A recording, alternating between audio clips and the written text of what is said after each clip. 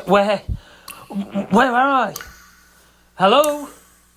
Hello? Hey, keep your voice down, man. Who is that?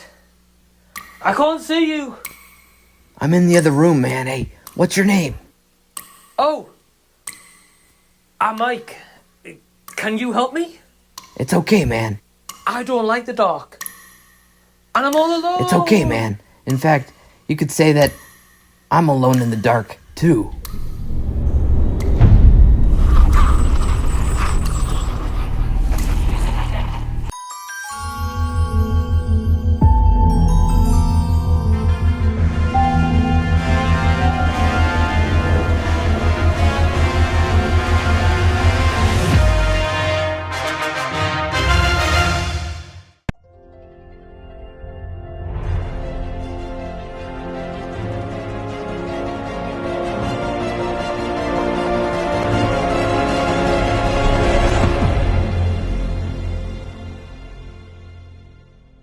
Hey everyone, what's going on? Welcome back to the channel, or welcome to the channel for that matter. If you are brand new here, thank you so much for taking your own time out to check out this movie review and this collaboration. Today I've got a very awesome and special guest joining me for the Terrible Movie Collab Series 1 bonus episode, which I'm going to get to in just a second. But firstly, let me hand it straight over to my guest and allow them to introduce themselves in case you've never seen them on the channel before. Hey, what's up guys? It's Dave from Interpreting the Stars. Great to be back on Mike's channel to discuss another terrible film for his series of terrible movies.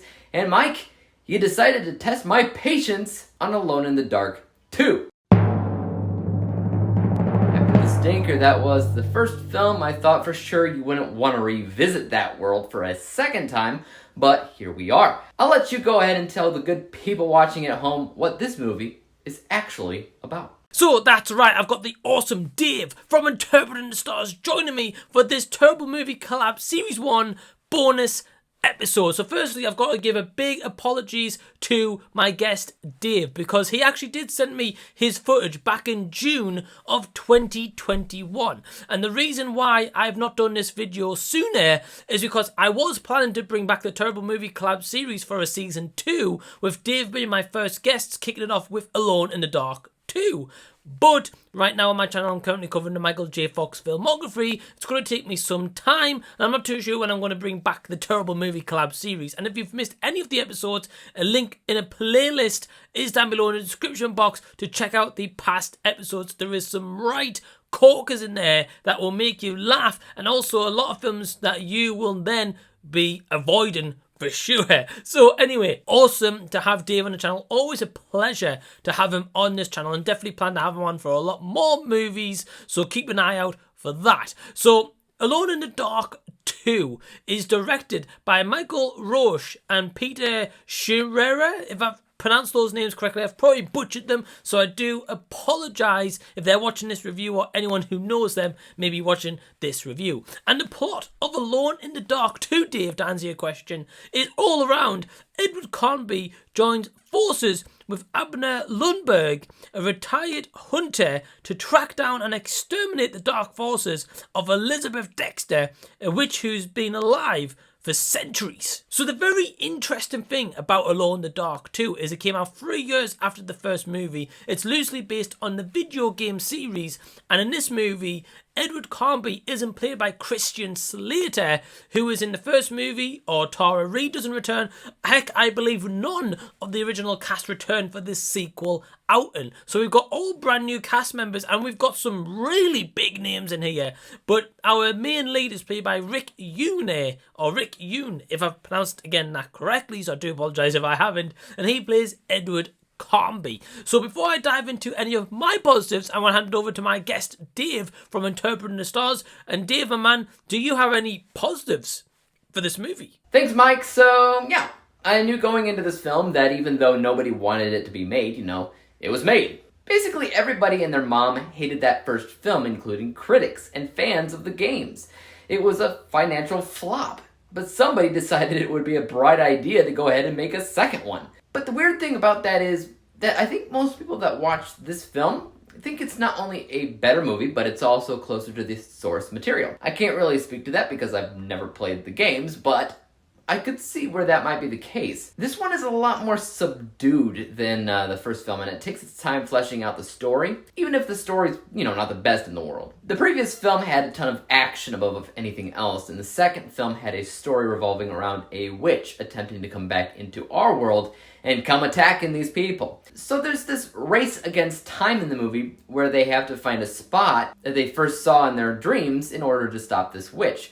What's cool about that is that there was some almost Tomb Raider-esque scenes that go into that, and that was kind of cool. The problem though, Mike, is that you pick this as part of your terrible movie series. And I mean, obviously it's not great, so I don't really have that many positives to talk about. But what about you? What did you like the most here? Yeah, very interesting positives, my man. And I gotta say, to an extent, I kind of agree. It's kind of cool, like some of the cinematography used in this, in terms of like just the location settings, I would say is probably my biggest highlight in terms of a positive, because the location settings in general of this woods, again, I always admire a movie that has maybe just a simple location, say like a woods or a forest, and what they can do with that kind of on-set location. At the end of the day, you get some beautiful nature scenery shots in the forest, and in this movie you get an odd couple of those for sure, and I definitely felt like there was a couple of like longer takes for sure, so I will give them props where that is.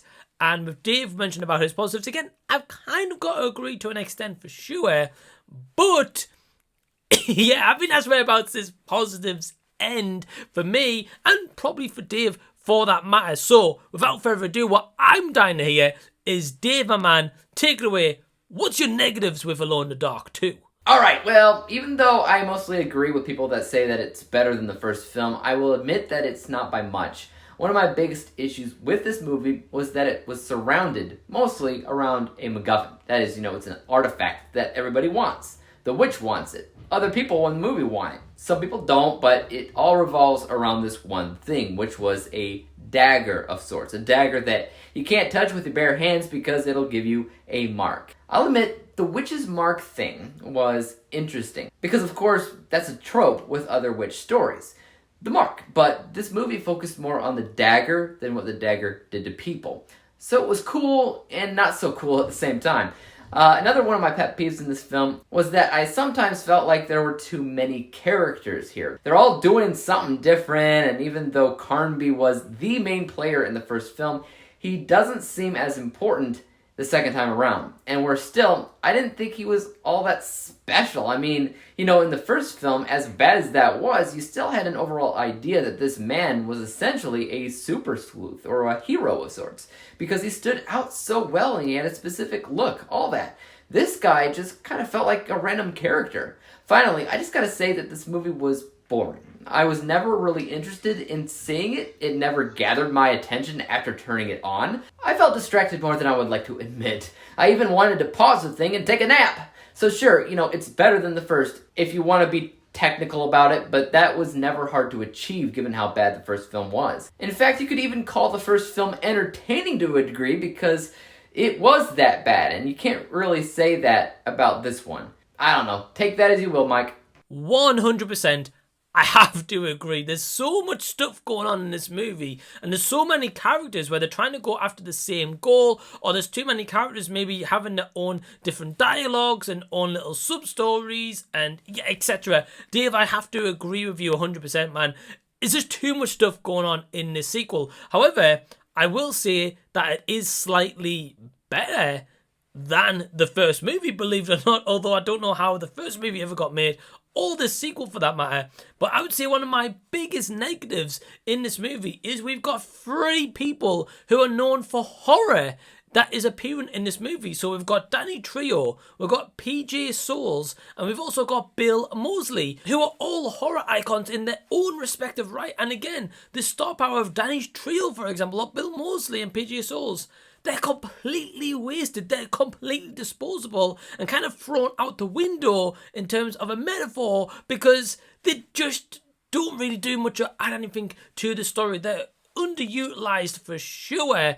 And really, if you think about it, is this the best script that they had? Because it's also, that Dave will touch on very shortly, the effects in this movie aren't 100% god awful. To an extent, yeah, I don't know what else to say on that part, because they're not 100% terrible, but I would say they're still 85% terrible, if I'm going to be completely honest with you. This movie, how did it even get made? Truly, who thought this was a great idea? So, Dave, I tell you what, man, I'm going to hand it straight back over to you once again, because what I want to know from you is, what is your final score for Alone in the Dark 2? Sure, let's go ahead and look at my final score from a technical perspective. I gotta say that it is fine. It's nothing that'll blow you away with how great it is, because the story is definitely lacking significantly. But certain things about how the film, plays out was fair enough. Things like visuals, for instance.